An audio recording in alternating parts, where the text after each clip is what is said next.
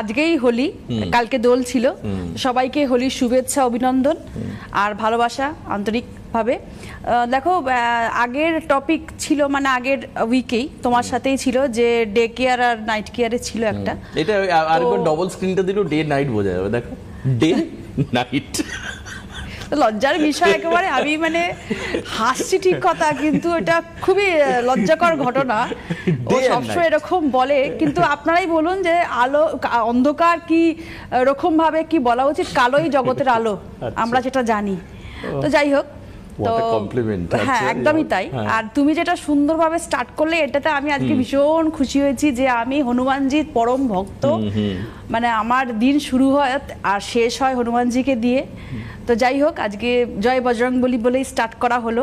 নিশ্চয়ই প্রোগ্রামটা খুব ভালো হবে। আর আমি জানি যে শুধু আমি নয়, মানে হনুমানজি কৃপা যারা পেয়েছে বা যারা জানে, তারা কাজ পেয়েছে, তারা কিন্তু একদম বিলিভ করবেই, স্বাভাবিক।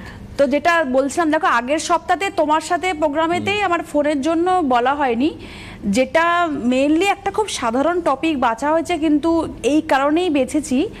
আমি ওয়ার্কশপে যাওয়া মানে, বা ওয়ার্কশপে আমি কোয়েশ্চেন করা মানে, বা এমনি সাধারণতভাবে যখন কাউকে জিজ্ঞাসা করি যে ত্বকের চর্চা বা স্কিন কেয়ার হিসাবে আপনি কি বাছেন বা কি করেন, তুমি বললে বিশ্বাস করবে না, এখনও মানুষ বলে যে না না আমি সাবান মুখে দিই না। ঠিক কথা ম্যাম, আমি একটা ফেস ওয়াশ ইউজ করি, আর রাস্তায় বেরোতে গেলে আমি একটা সানস্ক্রিন ইউজ করি।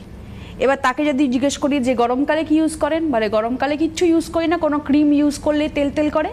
আর শীতকালে কি ইউজ করেন, শীতকালে ইউজ করি সেরকমভাবে কিছু না, একটু কোনো রকমের ভোজ্য তেল হাতে নিলাম, একটু গায়ে লাগিয়ে নিলাম, বা কোনো নারকোল তেল মুখে মাসাজ করে নিলাম, তাতেও হয়ে যায়। বা অ্যান্টিসেপটিক, আমি নামটা বলছি না, এটা সবাই জানে, 12 মাস তারা কিন্তু সেটা ইউজ করে। ভোজ্য তেল ইউজ করছে মুখে, মানে তুমি ভাবো, তুমি বিলিভ করতে পারবে না। কাকিনাড়ার ওই সাইডটা, মানে অনেকে হয়তো রেগেও যাবে, কাকিনাড়ার দিকে আমি একবার প্রোগ্রাম করেছিলাম, ওয়ার্কশপ করেছিলাম, ওখানে বেশিরভাগই হচ্ছে বিহারি কাস্টমার। হ্যাঁ, তো ওই আপ টু নৈহাটি অবধি পরপর, মানে হালি শহর থেকে আরম্ভ করে যত রকম আছে সব কিন্তু ওই বেশিরভাগ নন বেঙ্গলি। তারা যারা এসছে তারা, মানে আমি বলেই দিচ্ছি, সর্ষের তেল দিয়ে যে রান্নাটা আমরা করছি সেটাই হেয়ারে ইউজ করছে, সেটাই বডিতে ইউজ করছে, ইভেন মুখেও। আচ্ছা, মানে তাদের এরকমই জবরদস্তি কথাবার্তা। মানে আমরা ওই সর্ষের তেল হেয়ারে ইউজ করে আমাদের হেয়ার ভালো আছে, হ্যাঁ একটু লালচে হয়ে আছে, ঠিক কথা, ভালো আছে, চুল পড়া আমাদের হয় না, আমরা মুখে ইউজ করি, আমাদের মুখও ফাটে না, কিছু হয় না, আমরা বডিতেও ইউজ করি, আমাদের শীতকালটাও চলে যায়। তাহলে আমরা কেন অন্যান্য প্রোডাক্ট ইউজ করব টাকা দিয়ে, বিলাসিতা ভাবে তারা। তো এটা তো মানুষকে বোঝানো যাবে না যে তার কি গুণাগুণ আর তার কি।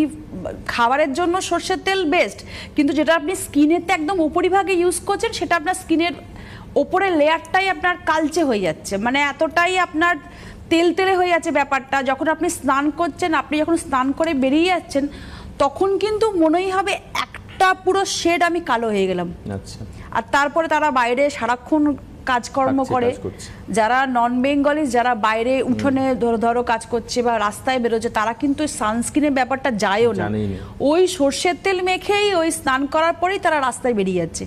মানে মানুষ এখনো কত পিছিয়ে।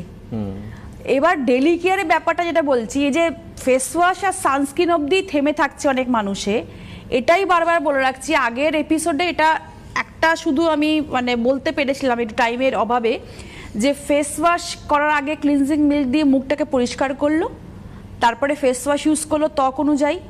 ফেস ওয়াশ ইউজ করার পরে থেমে থাকবে না। দেখো, ফেস ওয়াশ ইউজ করার পরে কিন্তু আমাদের পোর্সটা ওপেন হয়ে যায়, তার ফলে কিন্তু র্যাশ পিম্পলস বেরোয়। তোমার কিন্তু একটা দেখতে পাচ্ছি একটা ব্রণ বেরিয়েছে। এবার এটা কিন্তু অনেক কিছু কারণে হতে পারে, খাবারের জন্য ফোড়া টাইপের, হ্যাঁ ফোড়া টাইপের বেরিয়েছে, কিন্তু এটা গরমের দিনে অয়েলি স্কিনে যারা, তাদের বেরোবেই। আমারও দেখবে কদিন বাদে আমারও বেরিয়েছে, এটা হয়।